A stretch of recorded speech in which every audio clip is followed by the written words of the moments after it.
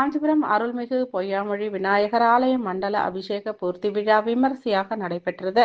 காஞ்சிபுரம் பாண்டவதூத பெருமாள் ஆலய சன்னதி தெருவில் அமர்ந்து அருள் பாலித்து வரும் ஆண் வாரிசுக்கு அதிபதியாக விளங்கும் அருள்மிகு ஸ்ரீ பொய்யாமொழி விநாயகர் ஆலய மண்டல அபிஷேக பூர்த்தி விழா விமரிசையாக நடைபெற்றது.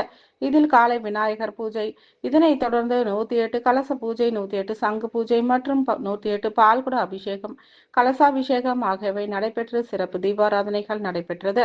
இதனைத் தொடர்ந்து மாலை மூலவர் விநாயகருக்கு சந்தன காப்பு அலங்காரமும், மூலவர் சந்தவெளி அம்மனுக்கு பச்சை காப்பு, மூலவர் ஆஞ்சநேயருக்கு வெண்ணெய் காப்பு, மூலவர் வீரபாகு விபூதி காப்பு அலங்காரம் செய்யப்பட்டு சிறப்பு பூஜைகள் நடைபெற்றது. இவ்விழாவில் செல்வம் சிவாச்சாரியார், தினேஷ் குருக்கள் மற்றும் பாண்டவதூத கோவில் நிர்வாகிகள், தெருவாசிகள் ஆகியோர் இணைந்து விழாவினை சிறப்பாக செய்திருந்தனர்.